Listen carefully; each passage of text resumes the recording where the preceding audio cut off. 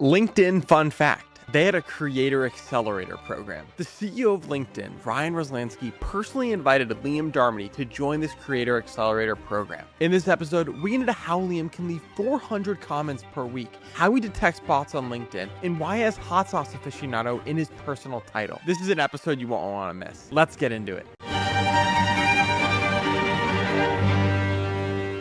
Welcome to Connection Accepted. We have Liam Darmody on the podcast today. Welcome, Liam. Hey, Daniel, how's it going, man? Great to be here. Thanks for coming on the show, Liam. And first, for some of the audience that doesn't know you yet, can you give us a quick background on who you are and where you're from? Sure. So my name's Liam. I born and raised in Canada, have lived in Los Angeles, Boston, DC, and now currently reside in just outside of Raleigh, North Carolina, with my wife and two kids. I went to university in Washington, DC. Thought I wanted to be in politics. Got there, changed my mind pretty quickly thereafter, and ended up studying international business relations. And I joined a recruiting firm out of college. So recruiting was my first job. And then I eventually joined the startup company that stopped hiring about 3 months after I got there. And so I was like, well, listen, I'm like brightest eyed, bushiest tailed guy in the door. Throw me at whatever problem you need to fix, and I'll just go fix it and figure it out. And somehow I created a career out of just kind of being a Swiss Army knife at tech startups. That's literally what I did from startup to startup that I worked at. Eventually sort of found my way into revenue operations and sales operations, but not in like a traditional sense where it's like all finance and forecasting. It was more so just sales enablement, sales operations, and really kind of getting the foundational system set up. Um, and then in 2019, I started taking LinkedIn really seriously. I had posted some articles on LinkedIn in 2015, 2016 timeframe, and that was the first time that I started to like kind of realize that people are actually paying attention to what you're putting out on the platform. But I didn't really start to be intentional about it until 2019 when my daughter was born. I was on paternity leave, and I said, I don't really have a place online where I create content, right? I had Instagram and Facebook where I would like just put quips out there every once in a while and leave, pictures of my family for my family to see. But I didn't have a place where I was like starting conversation online. And I decided that LinkedIn was going to be that place for me. So I started to create content then. Didn't have an ulterior motive or agenda. I was really just there because I enjoyed having conversation with other people about business and topics that are a little bit more sort of focused than just social media consumption in general. Um, and that's how I got started. And that was 6 years ago now. And it's led to 4 pivots in my career and my life since, essentially.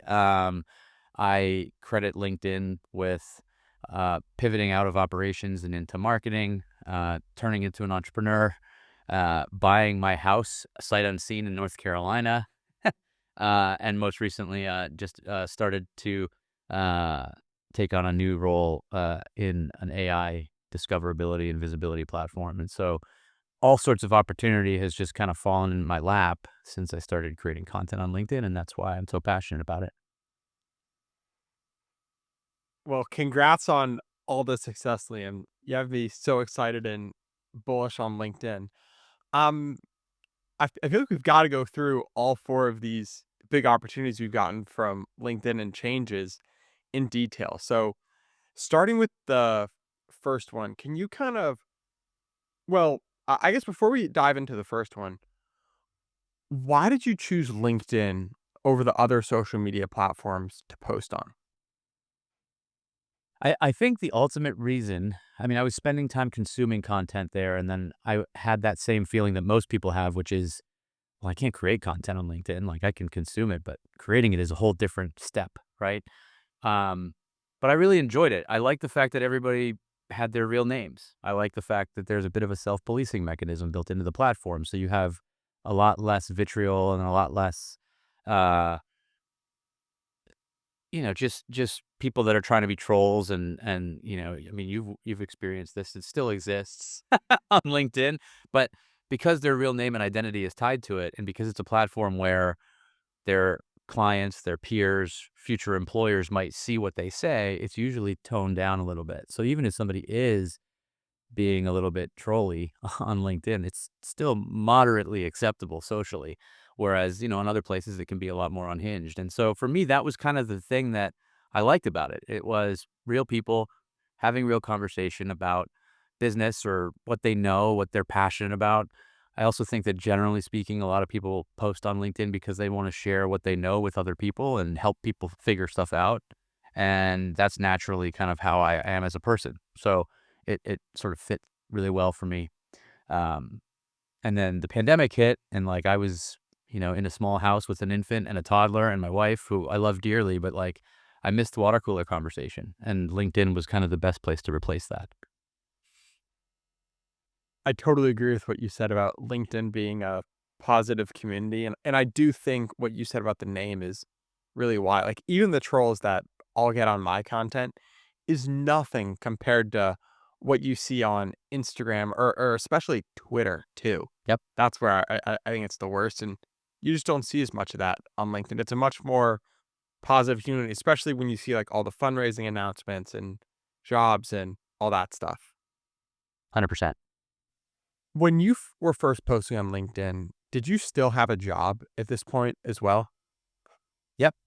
Yeah. I was working as a director of revenue operations at HomeSnap at the time, which has since been acquired by CoStar Group.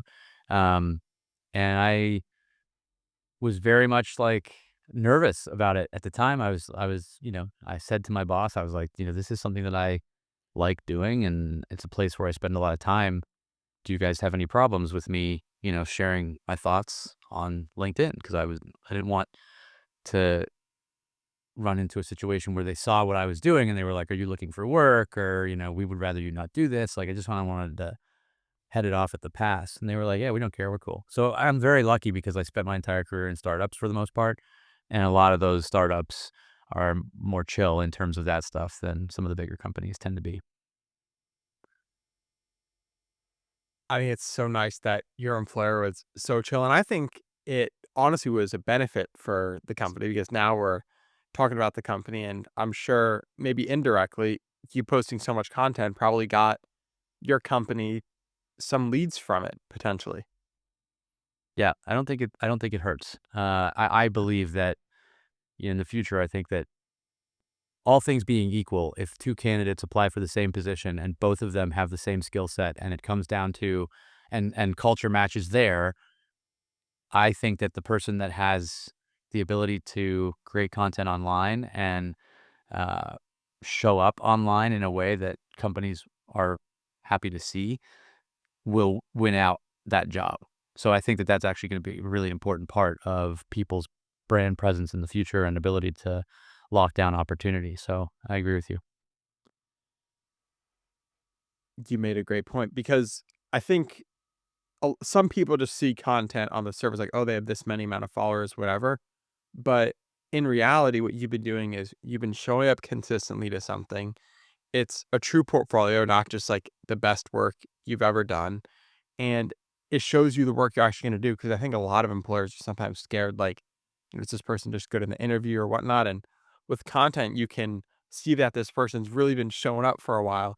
Even if they don't have a million followers, they've still been showing up and improving consistently over time. So you were doing this or so you were showing up during your job, consistently posting. And what was it like to reach that first big milestone for you of LinkedIn? When you say milestone, what do you mean? Like, what are you referencing? The four things at the start. It was Mm, your yeah, yeah. oh, okay. So, yeah, so in 2021, I was accepted as a member of the Creator Accelerator program, and that was something that was really special for me. There were only 100 people that were initially invited to do it. Most of them were content creators from other platforms that had big presence on TikTok or Instagram or elsewhere. I did not have that, but I applied anyways, and I basically just said, um, I did an application video where I was like, I don't have anything fancy to say. I don't have anything, to put together like a highlight reel or anything. I just really love LinkedIn. I spend a lot of time on this platform. I love building relationships with strangers on this platform, and they turn into friendships. And I would really love to be part of your Creator Accelerator program. I didn't think that was going to happen, that it was going to get picked. I just threw it out there because I was like, might as well. And I actually got a message from Ryan Roslansky, the CEO of LinkedIn, announced sharing with me that I had been accepted. And in that message, he even said, I'm not um, sharing this with anybody else. It's just I just want to let you know." And I was like, "Wow, that's really cool." So that was the biggest milestone for me. Um, I would say that my first sort of career altering experience on LinkedIn was a CMO at a tech consultancy reached out to me, and he wanted to interview me for a revenue operations position because of the content that he saw me posting on LinkedIn. And when we get to the interview process, I go through the interview process, and he goes, I think I think you could do this job, but I have this other thing that I've been trying to put my head around, and it's an employer branding and talent marketing role, and I think you could be the perfect fit for it." And I said, "Well, I'm flattered by that, but I don't have the words brand or marketing anywhere on my resume. Like, why do you think that?" And he said, "Oh, well, I've been following you on LinkedIn for 6 months, and I've kind of seen all I need to see on that front. Like, you know how to tell stories, and you know how to market, and you know how to brand."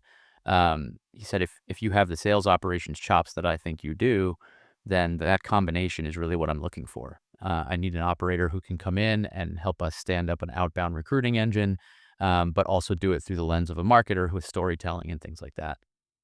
I said, "Wow, that sounds pretty cool. I'm totally down." So that was a pivot for me into employer branding and talent marketing. It tied back to, some of my roots in recruiting and the operation stuff. But like all of that was just basically this amalgamation of all of my experience rolled into one.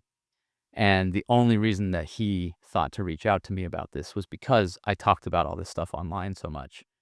And that I think is really powerful because resumes are very much just sort of, one-dimensional words on a piece of paper. They don't really talk about why you do what you do or how you do what you do. And LinkedIn gives you the opportunity to do that. So in doing that, he was able to see that I had skills that probably wouldn't have been able to identify on my resume as a potential fit for that role. And that's where I kind of thought, wow, like there's opportunity here beyond what I really understood.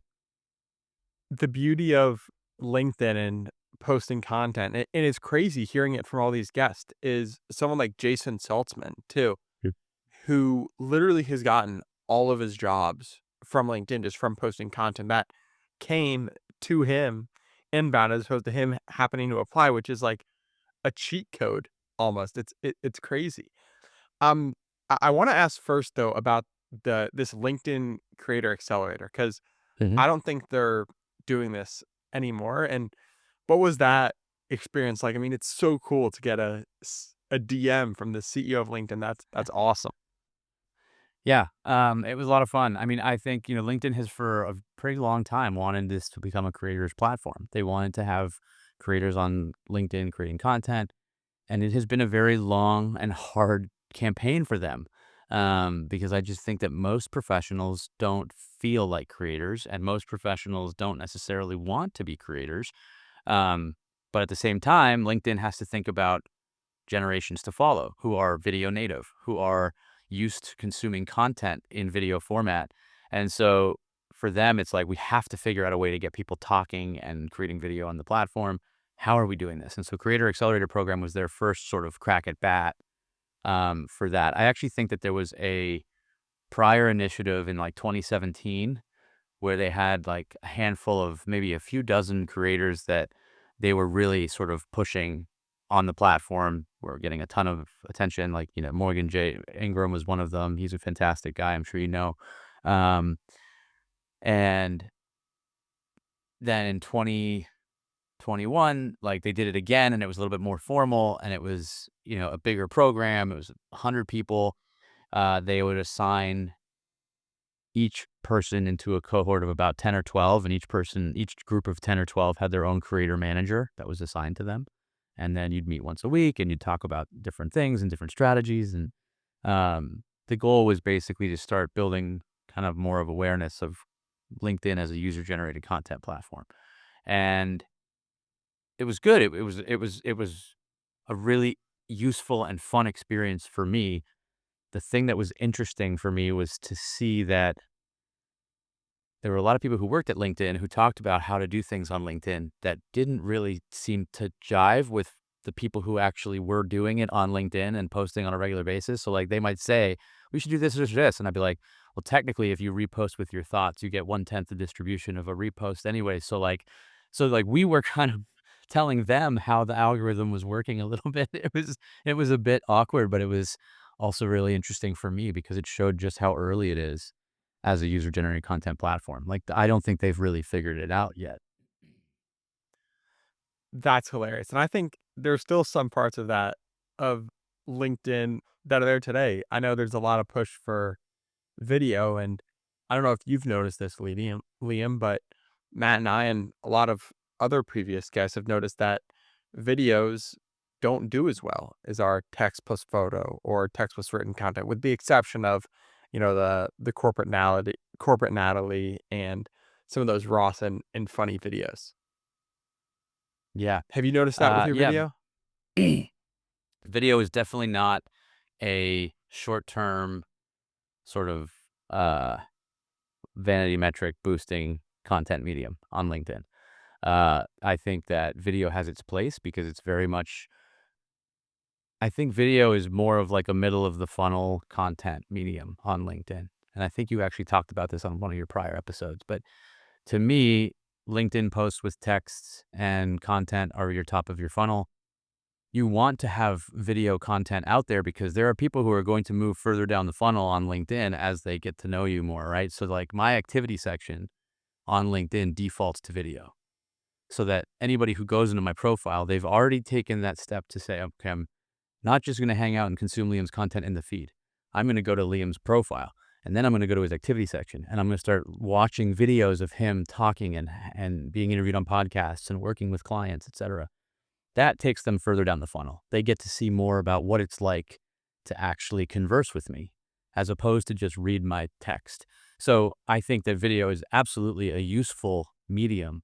It's not useful for short-term distribution, and you're not going to go viral typically with video on LinkedIn, but it is a valuable content medium to put out there every once in a while. So I'll usually post a video once or twice a week. Um, if I'm, like, on top of it, which I usually am not. So it usually ends up being more like once, twice a month. But for a while there, I was doing it almost every day, and I was just testing it. I wanted to see, like, what is the distribution like looking like? What's the engagement rate on these videos? How long do people watch videos on average? Which for me was, like, an average of 12 seconds, which is not great, right? Like, you kinda wanna get people watching a lot longer. So I use them, but they're not for top of funnel promotion.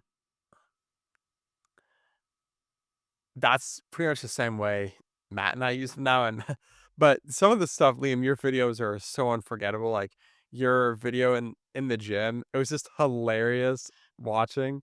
I know it Yeah. was a little embarrassing, but and, your protein drink review, I also feel like I was with there in the room, and I was like, "I wanna try that too, where can I get one of these things?" Yeah, I mean, I think that look, video is how humans consume content now. I think that because LinkedIn is the professional environment, people aren't necessarily stopping to watch video in the middle of their workday necessarily. Like it just depends. It's just not. It's always been 5 or 6 years behind the curve on every other social platform, but eventually it catches up because, people will start to migrate over here more and there will be more video on the platform. I just think it's undeniable. It's just not as popular right now as it is on other platforms. So, we have to kind of wait for it to catch up. I totally agree. I wanna shift back to your career path on LinkedIn. When you got this job in, branding and marketing, how many followers did you have? Because I think a lot of people that are creating on LinkedIn and that are sometimes scared think that you need like 100,000 followers in order to get some of these job opportunities that you got or to get sponsorships, when that's really not the case. So I'm curious, how big your audience was at the time you get that new job and made the leap. It's a great question. I think I probably had somewhere in the area of 15 to 20,000 followers. Um, but I want to touch on this because it is a very important point to make. Creating content and waiting for follower growth on LinkedIn is not a good strategy. A good strategy on LinkedIn is to go and find people who you think would be interested in the content that you're creating, or people who you want to be on the radar of and connect with them, right? That here is this platform that literally is the largest CRM in the world, and the leads are all built into it. Now, I'm talking about this through the lens of sales, but if you're a job seeker, if you're a W-2 employee, it all applies. It's the same logic, right? You have this massive opportunity to find anyone in the world who can potentially help you open doors or vice versa and connect with them on a platform so that they can start seeing your content. That is incredible. It's not that easy to do on other platforms, right? You can search for people by title, by where they live, by company they work for, by school they went to. Like all of these different first party signals exist on LinkedIn. So you can go and find those people. And so when I started building on LinkedIn, the highest ROI thing I did was I added 100 people per week to my network. Most of them at the time were VPs and above in operations at technology companies because that's what I was doing for a living at the time. And so I was putting that content out there. And then over time, that sort of audience shifted a little bit, and now it's more brand marketing, et cetera. So I've had a lot of turnover, I think, in followers. But to this day, that is the biggest opportunity is I would take 4,000 highly, highly targeted connections as followers than having 40,000 any day. Because I think that that is all you need. You need to just be very selective about who you engage with. You need to find people that you think would be interested in your content and who are actively showing up on the platform. And if you have a couple thousand people who are following you who meet those criteria, you will start to grow and opportunity will find you on the platform. But most people don't approach it that way. Most people just kind of post content and hope that followers will come. And you're going to be waiting a while. It takes a long time on LinkedIn.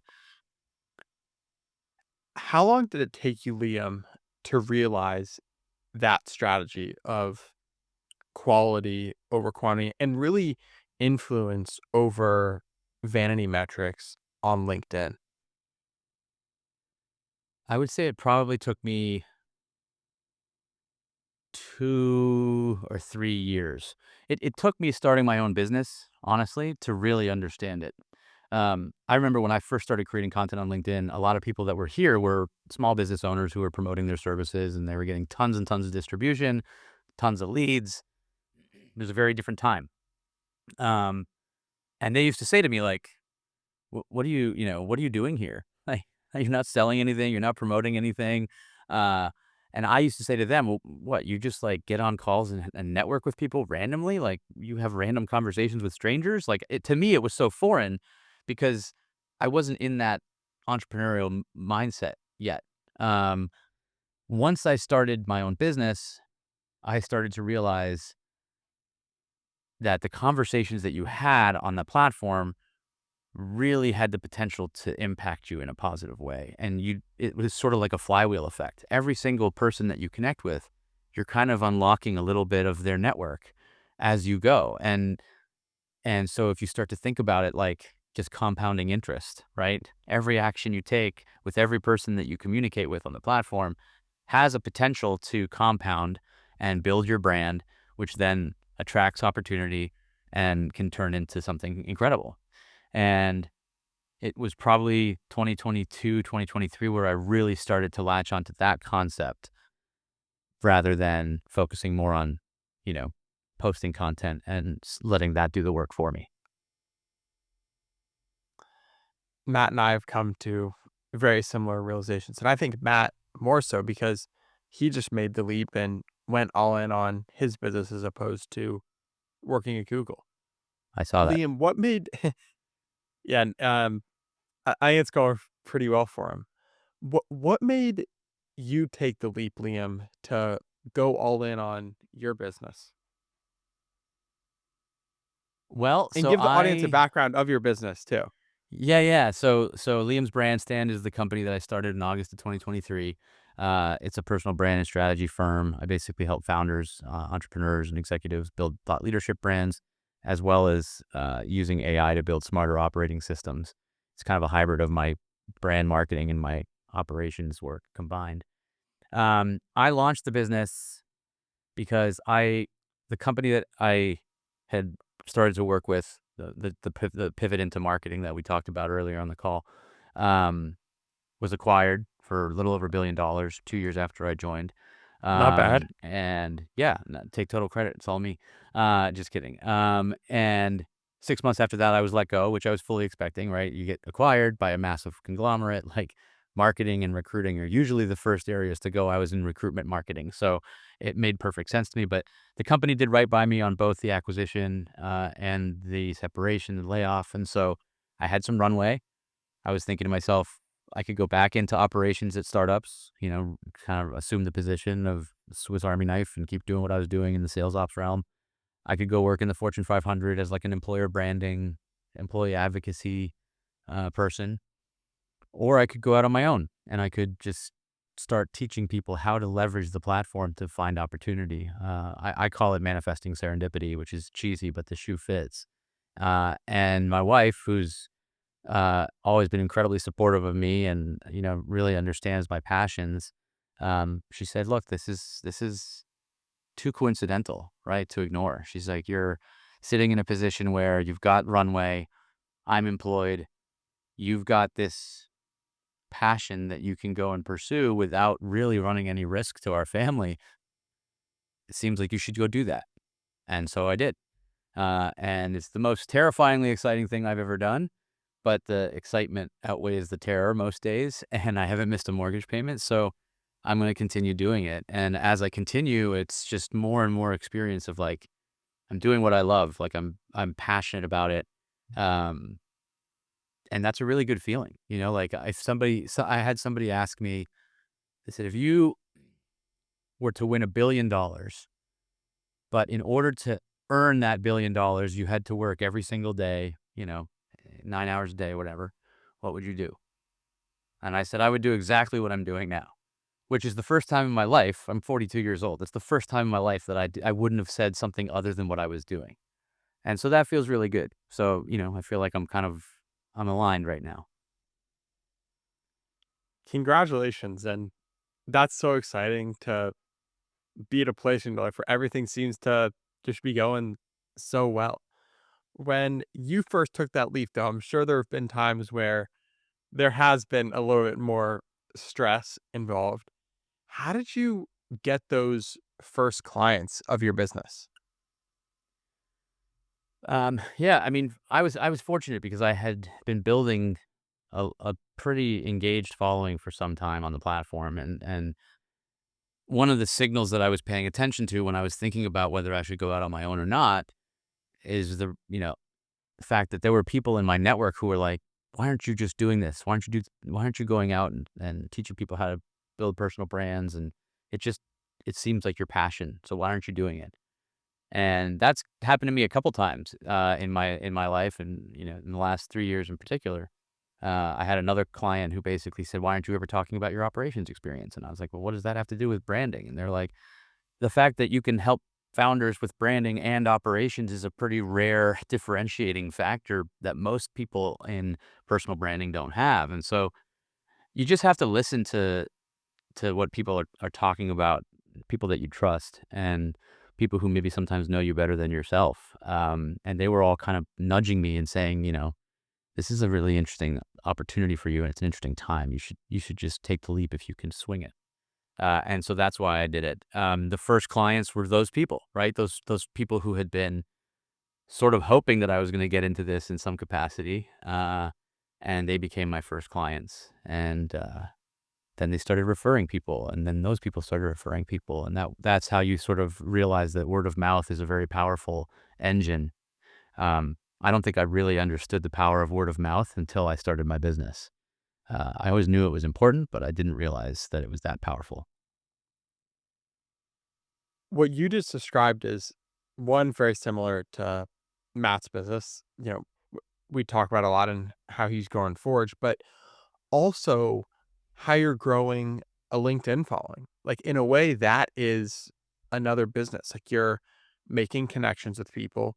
Sometimes you might just have a call with someone, a demo, doesn't end up working out, but they may still follow you, comment with a post here or there, and eventually they may, you know, like it and convert to a customer. And it's just funny to me to see how a lot of this stuff is very similar, whether it's a business or creating content, because they really seem similar to me. What do you think? Yeah.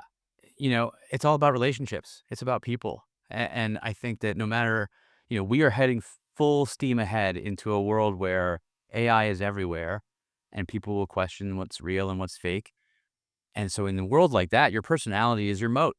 And if you can build strong connections and build strong relationships with people who have similar interests or passionate about similar things, uh, or can open doors for you, like those are the highest value things that you can do, in my opinion, is building relationships with people through conversation online. Like I'm 2 years into my business, and I'm like, what is actually like this thing that I'm building? I'm building a space to help people realize that starting conversation online is one of the highest ROI things you can do as a human. I'm convinced of that because so much opportunity has come my way since I started just talking online. And I think a lot of people don't realize it, right? A lot of people were like how I was 2 years ago, where I was like, well, maybe I'll get into this and, start my own business and see what happens, right? But like once you're in it, once you start seeing LinkedIn as a community and as a conversation, and you start sort of, I use the GIF from The Hangover where like the guy's on the casino floor and all the numbers are floating around in front of him, and like he's like mesmerized by all the data. I think that that is how I look at LinkedIn. I think that's how you look at LinkedIn. Like I look at the people that you're commenting on, I look at the conversations that you're in, like you get it. You know who to go to and who to find to get eyeballs on your brand. That's obvious, which is one of the reasons that we're here, because I reached out to you and I was like, you know what you're doing. Like I'm fascinated to watch somebody in your generation approach LinkedIn the way that you are. And that, in my opinion, is the highest value action you can take to build your personal brand, is get people around you who are paying attention to the way that you're doing things. They don't always have to agree with how you're doing it. And I know there are people who don't agree with how you do things, but you're getting attention. And that is very interesting. Well, thank you, Liam. And I think you touched on two things that I think are really important about LinkedIn. The first one is the piece of emotion.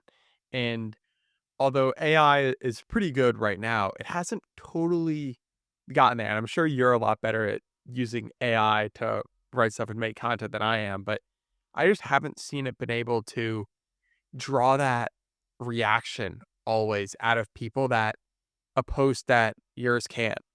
And the second piece is I think people, you know, really underestimate how positive a platform LinkedIn is, because they're very scared to post at the start. But all the positive benefits you've had, like, I'm sure a lot of your friends are a lot more supportive than you would have thought. At least I would have thought at the start. Like, you thought you would be much more embarrassed, but people are much more supportive of making content than you think. And that's why I think a lot more people should start, because it really is, LinkedIn is a much more supportive place than you would think making content. Yeah. I You're, I you're, I I ab- could ab- rant about this stuff forever.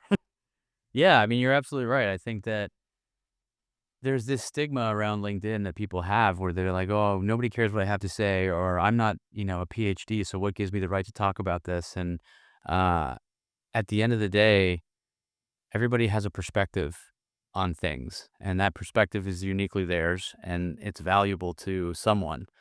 If somebody doesn't like what you put out on the platform, they're not going to they're never going to tell you. Like they're just going to scroll past it, so you don't even know what they thought about the content that you created. So why sweat it? Um, More often than not, you will probably be pleasantly surprised that if you put something out there like a win or an observation that you had or something you learned through an exchange that you had in your role, or uh, just something you're observing about the platform or the evolution of AI, whatever it is. We have 60,000 thoughts a day in our head. One of them is bound to be worth sharing on social, right? And on LinkedIn, you don't have to be as performative and you don't have to put as much sort of editing effort into it as you might on another platform. So there's even less risk here. And I just think you'll be pleasantly surprised, right? That people will see what you're doing and they'll say, oh, that's interesting. You're there. And they're not necessarily engaging. They're not necessarily reacting to it, but they're reading it. And I've had people who I've never seen before come across my DMs and say, hey, I've been following you for 7 months and I really love the content that you're putting out and I want to work with you. And I'm like, boom. Like, think about the power of that. I've never seen that person's face before. They've never engaged with my content, but they're reading it and they're consuming it and they're building trust in you as you put out that content. And then one day they might turn into a client. And I'm not saying that that is the only reason that I'm here. It's actually the opposite. I'm mostly here for vibes. Like, if you look at my content, I am far less effective at self promotion as I am just showing up and sharing my opinions. And I think that's because I got here primarily because I like the vibes of the platform. I wasn't using it as a marketing channel. I'm now using it as a marketing channel and I'm kind of like trying to figure that out. But really, it is about putting yourself out there and sharing your knowledge with the world and seeing what happens. And, I think there was a point in time where I shifted my perspective, and that was what truly made it possible for me to start creating intentionally. And that perspective shift was, instead of worrying about my personality being a liability, I should think about my personality as an asset. And if I put things out in the world, instead of worrying about the people who don't or might not like what I have to say, instead think about the people who actually may really enjoy it and appreciate it. Those are the people you want to pay attention to, right?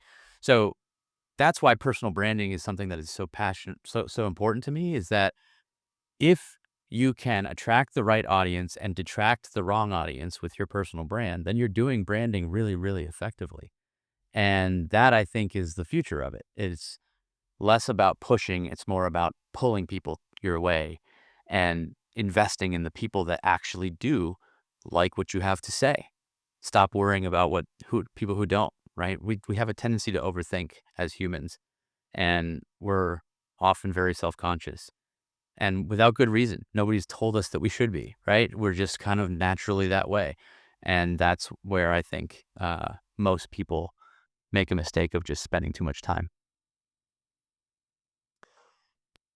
In psychology, what we learned a lot is that the fear of failure is often worse than the fear itself. And I'm sure you've heard this a million times, Liam. I think it really holds true in LinkedIn content because what really is the worst that can happen if you post on LinkedIn? I mean, if you think about it for a few seconds, like, it's really just in your head trying to not get you to post when in reality, it's not like, you're gonna get a divorce because you started posting on LinkedIn, like, that just I've never heard of that happening, you know? Like, Yeah, no one I, your family isn't gonna stop loving you. that's right. It's literally, uh, to me, it is just such a uniquely LinkedIn thing too, because on Instagram, on Facebook, you might share things because you've created this closed little network that's following you on Instagram and Facebook. So you're not as worried about it being broadcast to the entire world. On LinkedIn, anybody can see you technically, right? So there's a little bit more of an intimidation factor there. But also remember that it's rumored that 25% of LinkedIn members are active on a monthly basis. Like, I would venture to bet that, I mean, I'm very lucky because I've built a very intentional connection base. So 57% of my connections are active within 30 days, which is still lower than I would like it to be. But that's because I've spent time very intentionally connecting with people who actually show up on the platform, right? I use Sales Navigator to determine that. Um, but on average, I mean, if 25% of people are using the platform on a monthly basis and you put out a post, you're instantly only potentially reaching one quarter of your audience. And that's assuming that they log in that day that you post, right? So, like, for the first 2 or 3 months that you're posting on LinkedIn, most people probably aren't going to see your content, which is a great time to just kind of get the cobwebs out and try your best and try different things and not have to worry about who's going to see it. And then if they do see it, like, they're not going to spend the day being like, hey, did you see Daniel's post earlier today? Man, that was terrible. Or hey, Liam's posted on LinkedIn really sucked. Nobody's talking about it. They're too busy. People are thinking about themselves. You have a split second to potentially take up to a minute of somebody's time to provide them with something from your perspective. They're either going to take that or they're not. And if you just look at it that way, instead of being like, oh, it's acceptance or rejection, then you'll feel more comfortable doing it on repeat. Absolutely. And before we get into some of the more technical stuff like commenting, which I know you're a beast at and liking, I want to first hear about this new AI that you're involved in because AI is all the rage right now, and I'm sure I can be using it better to write my LinkedIn posts. So I'm curious how you got involved, what this product is, and yeah, what you're doing for them. Yeah, so the product is called Brandy. It's My Brandy, my Brandi .ai, and it is a platform that helps brands figure out how they're showing up in large language model results. So AEO, GEO, etc. And right now, right, I think that the thing that's so interesting about artificial intelligence and where we are in technology is traditional SEO is no longer really as effective as it once was, right? You know, large language models search for information and retrieve information and signal very differently than traditional search engine optimization and search engine marketing did. So now you've got all these brands thinking, okay, well, if everyone's going to LLMs and they're asking the questions that they used to Google, and they're basically getting 3 or 4 answers, and they're trusting those answers because ChatGPT is providing them. How do we become one of those top 3 or 4 results? And what do we need to do to impact how we're showing up in large language models? And that is what the platform does. And the reason that opportunity made its way to me, I guess, is I had worked with one of the founders at a company that I was at in 2015 to 2017. Um, and we built a relationship together. And he was in engineering, I was in customer success. So like we didn't really interact all that much, but we were in the same meetings once a week. And, so we knew of each other and we had a relatively good rapport. And so he started this company and he said, hey, I'm looking for somebody who can help us on a fractional basis with customer experience and sales operations. We're growing pretty quickly. We're seeing a lot of momentum already, and I was wondering if you were interested in taking on something like that. And I couldn't resist. It was it was a tremendous opportunity. I mean, I am one of those people who I believe in following your fascination and feeding your curiosity. Like if you can do that, if you can somehow find a way to make enough money so that you can constantly be learning new things that you're curious about, that's how you find real success. And I think a lot of people, they get down into their heads and their careers and they're like, well, that ship has sailed. It happened to me, right? I was in operations for so long. I got to the vice president level and I was like, well, I guess that transition into marketing is no longer because like I'd have to start at the bottom. That's the mindset that I used to have. And that's no longer real, right? You can just show that you know something online and people will start to pay attention to it and be inspired by it. And I think that's a really, really powerful thing. So I kind of rambled there, but I hope I No, got I got think what you're looking for. that was 100% what I'm looking for. And I think the pivoting can also apply to LinkedIn content. Like this summer, I was mainly posting travel hacks promoting place to place. And now I'm posting content exclusively about posting on LinkedIn. So you're allowed to pivot in what you post content about as well. You don't just have to stick with everything 100%. And I'm sure this business now that you're part of is also going to pivot in the way that they help you understand ChatGPT results is going to change because that's inherently going to change. Does LinkedIn play a role within ChatGPT searches? Like, are they being any sort of source of truth? Have you learned from this? And I'm just curious. Yeah, I mean, LinkedIn as a part of Microsoft and just more broadly, they generally have a pretty strong reputation. So, whether it's traditional search results, or showing up in large language model results, LinkedIn definitely is a place where you want to be investing time creating content. The platform that I'm working with, Brandy, actually has a section dedicated to LinkedIn posts and LinkedIn Ah, articles. None of the other social channels are within our data set. So, LinkedIn is definitely a place to invest time building your thought leadership, building your presence, optimizing the way that you write things so that LLMs can understand, right? I mean, there's this new 360 Brew AI classification system that LinkedIn just rolled out that is far less rudimentary than it used to be. It's now thinking about all of the different words that are associated to you based on the actions that you take on the platform and the content that you create, and then it's showing people that content relative to how it thinks they will engage with it. So it's a lot more advanced and a lot more mature, and I think LinkedIn is definitely that place. I read some statistic somewhere that said that LinkedIn was something like 5 times or 10 times better in terms of, search results or showing up in search results than Substack is, and so, like, that's a powerful thing. and that makes a big difference too.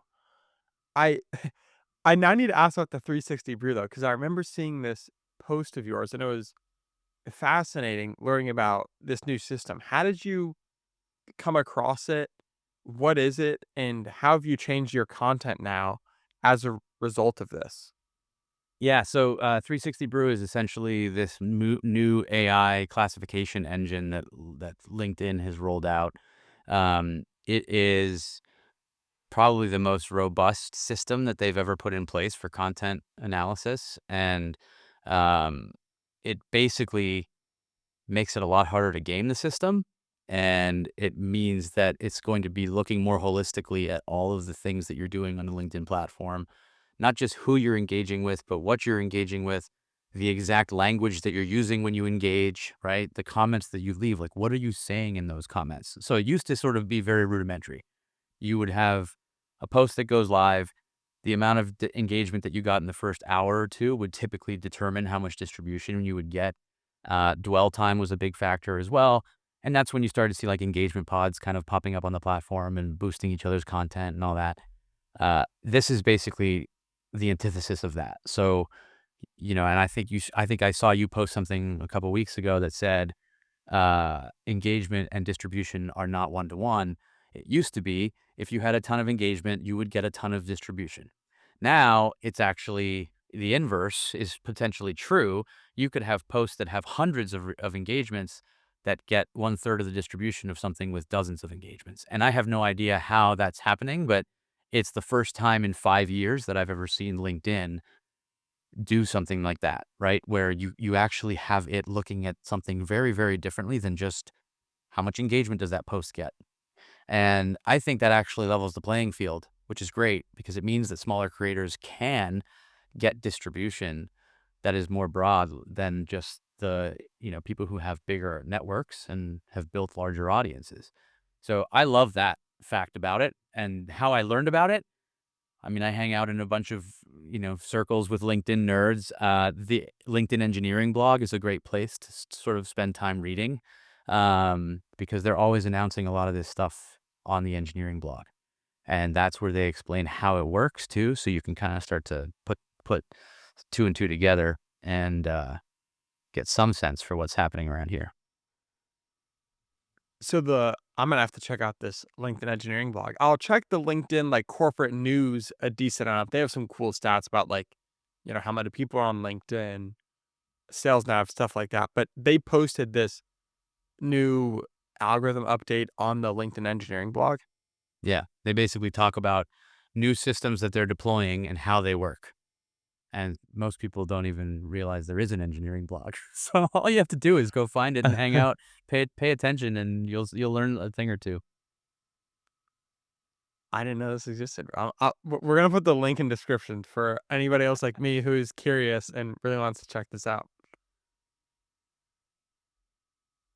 Liam, I want to transition to more LinkedIn specifically LinkedIn specific tactics before we get into good idea, bad idea. Cool. And I used to think that I was a serial commenter for doing 300 comments a week until I started seeing your comments. How are you leaving so many comments per week, and why do you do it? So I think that commenting is actually the highest value activity that you can take on LinkedIn outside of building that, adding 100 connections to your network every week, um, because it's the only thing that you have absolute control over, right? If you think about it, the content that you post on LinkedIn, you're subject to the algorithm and determining how much distribution you get. You can't really dictate who's going to respond to your content, so you kind of are out of control there too. You can comment on content strategically, and you can build your own micro feed within Sales Navigator that lets you basically create your own custom feed of people whose content you always want to be commenting on. And that will then give you more control over how you show up. Also, as you talked about before, like LinkedIn is now showing impression counts on comments, which is very interesting. I don't necessarily know if it's that you're just getting those impressions because you're showing up on a post that has a ton of impressions, or if it's that actual comment that's getting the impressions. But the fact that they're showing that tells me that LinkedIn wants people spending time commenting. And my hypothesis is that somebody basically was banging their head against a wall in the product group and said, we keep trying to get people to post. We keep getting resistance. Not enough people are posting as much as we want them to be posting. So how do we do this differently? And somebody probably was like, well, why don't we just show them what their comments are getting from an impression standpoint and see if that can act as like the floodgate to them creating content. It's like the gateway drug, right? That's what I think happened. If I like, I could envision that happening in a meeting at LinkedIn where people are like, I have an idea. Why don't we just show them how many impressions their comments are getting? And then they're just going to start leaving more comments. It makes perfect sense, right? Um, so that's one of the reasons that I do it a lot. How I do it that quickly. So first, I mean, I'm going to be a lot busier now than I was prior to taking on this new fractional role. So I won't be commenting quite as much volume, but I use Whisperflow, which is literally the best tool I've discovered in 2026. You just dictate into any text field online, and it's natural language. It's really effective at capturing, even if you mumble or you talk really fast. And that helps me leave really thoughtful comments without using my thumbs. And it's increased my efficiency by at least 2 or 3 times. So that's one reason and one way to do it. I also use Buffer, which is a scheduling tool that has a community feature, and it aggregates all of your comments from all of your social channels into one single feed, and then you can just respond to comments that way. So, I might be sitting at, my kid's practice of some sort and just rifling through comments with Whisperflow on my phone through Buffer. So it's again all about sort of creating systems for yourself that scale, and that's something that the ops guy in me was able to do. That's an elite combo between Buffer and Whisperflow. How are you writing your post now in the age of AI from idea all the way to hitting post? Like, are you coming up with the idea at the soccer practice, writing yourself a note, coming back later, or run us through the exact process you use? This is actually where it's probably surprising. I don't have super well-defined processes for my content creation. Hmm. So, on any given day, like, I might have a couple of ideas. If I feel like writing a post out about it, I'll just dictate it into my phone. So I'll dictate my thoughts, like random stream of conscious. I have a Claude project and a ChatGPT project that have been trained on 4,600 LinkedIn posts and Wow. 200,000 comments that I've left on LinkedIn. Um, so How they, did you feed it that data? How did you like get all you, that data? you can export it from LinkedIn's data privacy settings. So if you go into your profile, you go to data privacy, you can export a copy of your data, and it'll give you all of the posts you've ever shared and all of the comments you've ever left and all the DMs you've ever sent. So Wow. I Okay. basically extracted all of that, uploaded it into projects in Claude and ChatGPT, and then now, I basically get, if I especially if I dictate my thoughts into Claude or ChatGPT, it'll just take my random stream of consciousness and turn it into something that sounds exactly like me, more or less. Like I might tweak things here and there, but it's that. Um, so that's when I'm like sort of on the fly. Like if I'm walking my dog, I'll just dictate what I'm thinking, and then it'll spit something out. Um, Sometimes I'll just write it on the fly if I'm like inspired. I love to write. I really don't love using AI to write posts. I love writing or dictating my posts, and then having AI help me sort of put it into words that are more coherent than how I usually talk. Uh, so if I am feeling inspired, I will just start writing a post. So like the other day, I woke up and I just saw something when I was scrolling LinkedIn, and I was like, "Oh, I'm gonna write a post about this," and I just wrote a post about it and then put it out there. Um, I've never been a batch content creator. I've always said I should. I know I should, quote unquote, but it's never really worked for me. I didn't know about that export feature. I'm gonna have to try that out. You have a newsletter on LinkedIn and non-LinkedIn on Substack. Yep. Why do you publish your newsletter on LinkedIn and all these platforms? And yeah, I'm just curious your general newsletter experience on LinkedIn and comparing that to Substack. Yeah, so Substack, I basically moved my newsletter to Substack this year. I created my Substack in 2017, and then I ignored it until February of 25. When I logged back in February of 2025, I was like, wow, this place is a lot different than it used to be. It's not just a newsletter platform anymore. They're actually building a social platform. They have a social media platform there. Notes kind of function a little bit like tweets. It does give me very similar vibes to X a little bit, but much more positive and much more cerebral. And so that's one of the reasons that I'm hanging out there. I want to build a more direct relationship with my subscriber base. The fact that LinkedIn doesn't give you email addresses and doesn't deliver your newsletter to 100% of your subscriber base, to me defeats the purpose of having a newsletter. But the reason that I send to both is because I have 11,000 subscribers on my newsletter on LinkedIn. And so I want to make sure that I'm distributing my newsletter to that audience in case they aren't on Substack, which they aren't, right? I have like 720 subscribers on Substack. So I'm trying to bridge the gap between the two. I promote that my Substack is now hosted on Substack in my newsletter, so people can go over there and follow if they want to. Um, but that's really the reason that I do both. I also like to test things against one another. So I had a post earlier this week that was underwhelming from a distribution standpoint. So I put it as a newsletter on LinkedIn, and I wanted to compare the performance. And it actually did 3x on the newsletter as it did on the post. So a lot of what I do on LinkedIn is tinkering and experimenting and seeing how different mediums work. And that's one of the reasons that I still send it out as a newsletter on LinkedIn. Yeah, a lot of previous guests have been kind of disappointed that there's no email capture of Yep. the LinkedIn news feed.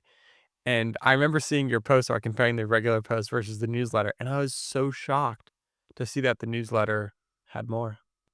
Yep. Me too. It's very interesting. Are there any other LinkedIn hacks that you swear by or things that you do that maybe are not intuitive that the audience should start doing? So the first thing I'll say is that I can't use the word hack with LinkedIn. It's like it's virtually impossible. You can try hacks. There's hacks that work for 6 weeks or 6 months at a time, but eventually it doesn't work. There's no hacking into perpetuity. Um, and so I don't usually have a bunch of hacks. What I will say is the strategies that you should be using to grow on LinkedIn are not the same strategies that you would use on other platforms.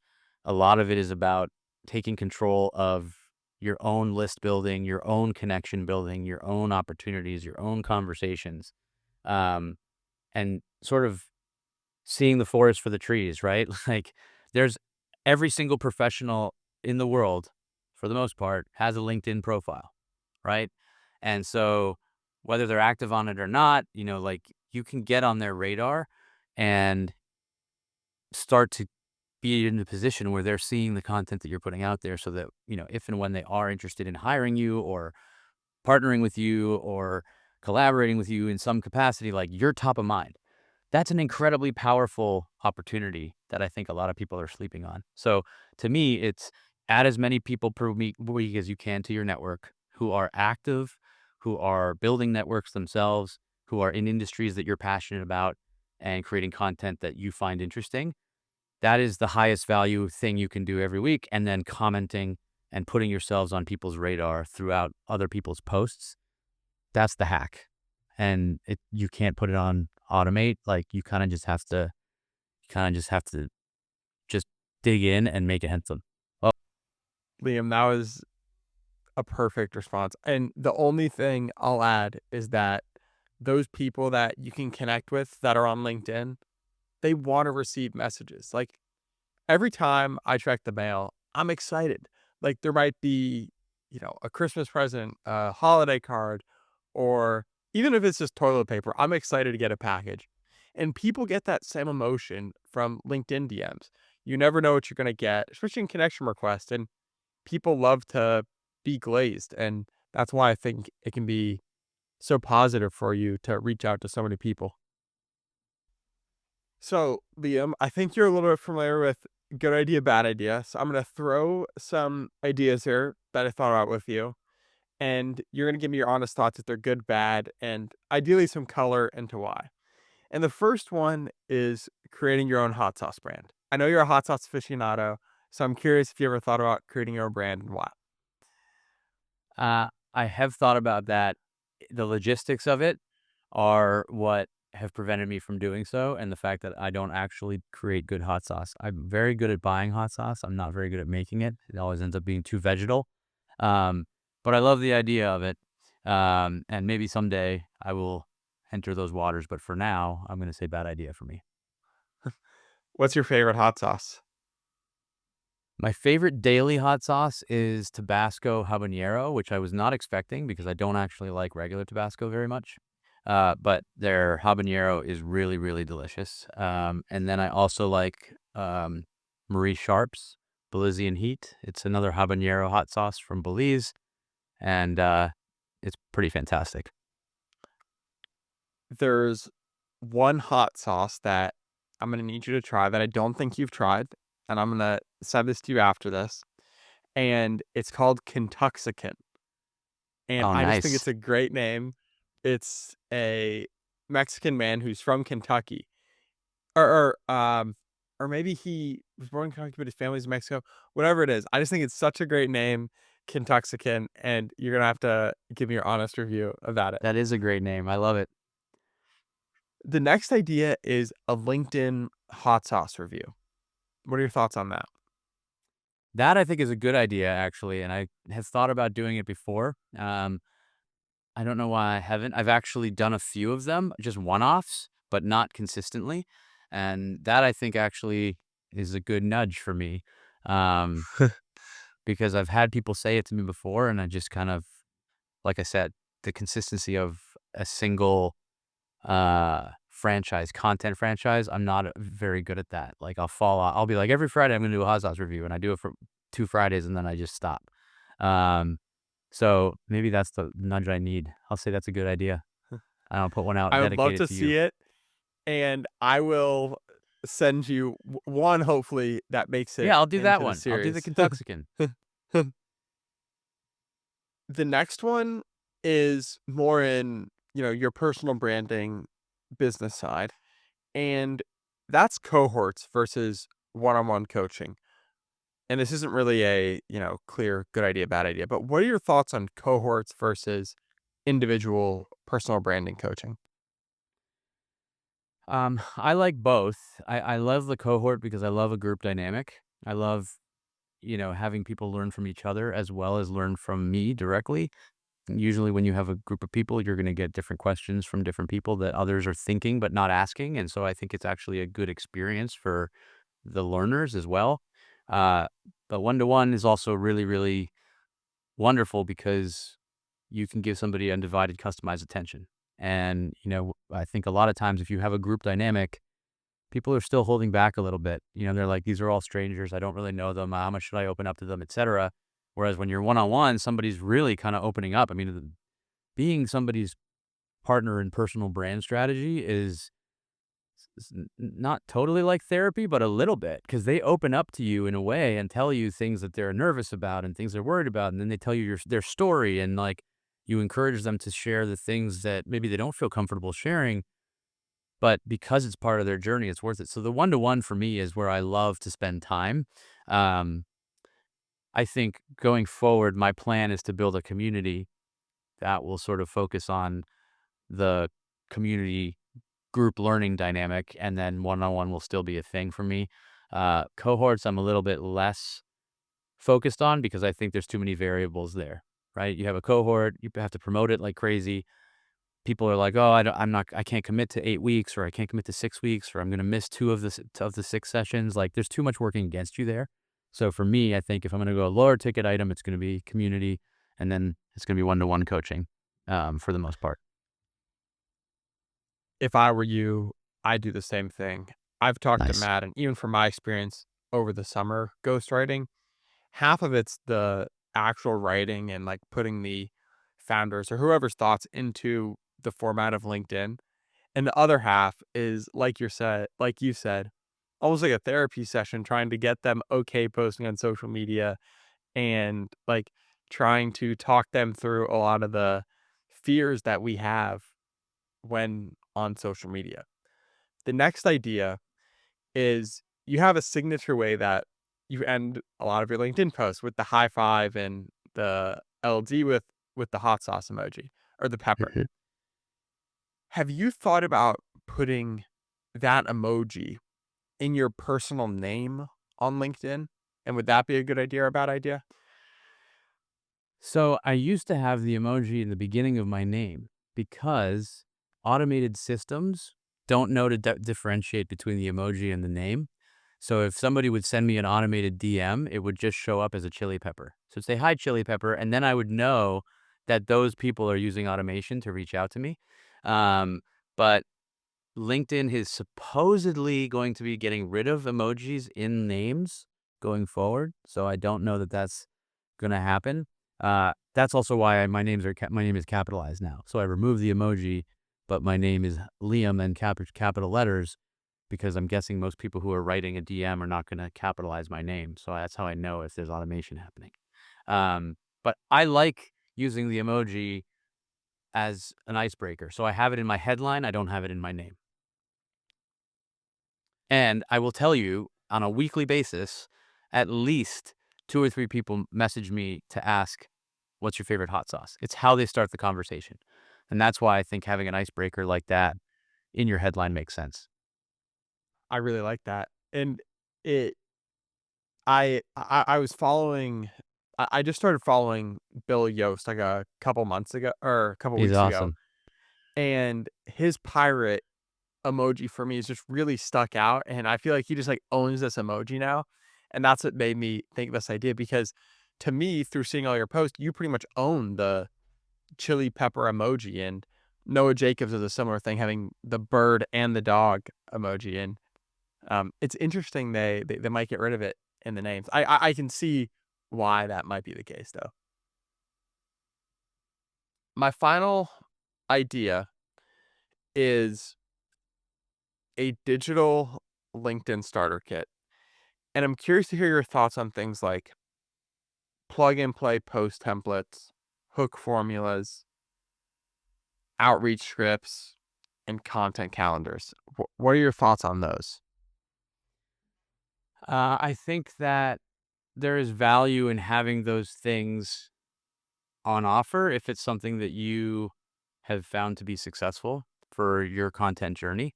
Um, I personally think that the days of like perfect templating and things like that are gone on LinkedIn. I think with 360 Brew, that those are sort of formatting and styling things that are personal preference, not necessarily a guaranteed success, right? And I think we had this whole era on LinkedIn where all these gurus were like, "Oh, you have to format your post this way and broetry this and spacing and, you want your lines of your post to look like a Christmas tree," and, like, all sorts of stuff that, like, visually made it appealing. And I think that there's definitely something to having visually appealing content. I don't necessarily think it impacts the performance of your post that much. It's the content itself that matters the most. But I will say, uh, I think that if people struggle with getting started and having a content calendar makes sense for them, great. If it's an intimidating thing for them and they're like, "Oh, that's daunting to create a calendar," then they should shy away from it.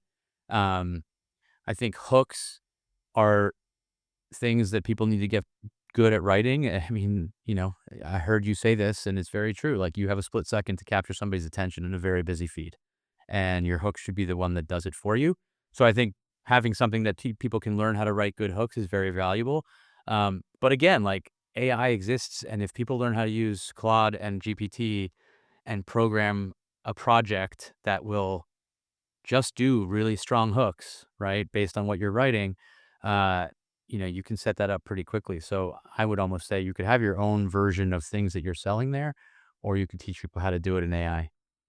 That's a great answer. And part of the reason Matt and I have this podcast is because we'll think things to ourselves like, you know, you shouldn't really be using a content calendar. You should do it yourself, but it might be good as a crutch to start and try to get you into that content muscle. But eventually, like, you don't want to just be posting templates. They want to hear you, not the template. And I'd love to hear other creators like yourself who are much more successful than Matt and I on LinkedIn, just confirming a lot of the things we have and also challenging other things. But it's been great to learn from you, Liam. And before we end it, is there anything else that I didn't ask you that you want to tell the audience about? No, I think you had a really robust set of questions lined up, and I really appreciate it. I think I just wanted to end by saying I really appreciate you having me on the podcast. I think it's really cool how you guys are approaching this. Your approach to LinkedIn is very different than I think a lot of people's approach to LinkedIn is, and it's refreshing to see it. Um, and it's a very interesting way to think. Like, you can tell that you guys are weaving through things and you're identifying key people on the platform. And I just really enjoy following both of you. And I think your podcast is definitely going to be successful. I hope you hit $10 million. But long story short, I think everybody needs to be considering showing up on LinkedIn, building their presence on LinkedIn. Stop viewing your personality as a liability. It is an asset. It is your moat in a future where AI is creating so much fake noise. You showing up in a place where somebody can trust that you are who you say you are and you're sharing your genuine thoughts is a really valuable and very big opportunity. So I hope that everybody listening here, whether you're already creating content on LinkedIn or you're considering it, take the plunge and double down on it, because this is not just any social media platform. I mean, this is your personal brand, which lives as long as you do and then beyond. So, think of it as building a legacy for yourself and get to it. And if you need any help with it, you know where to find me. I'm Liam Darmody on LinkedIn. Preach, Liam. Thanks for coming on. You got it, brother. Anytime. Thanks for having me.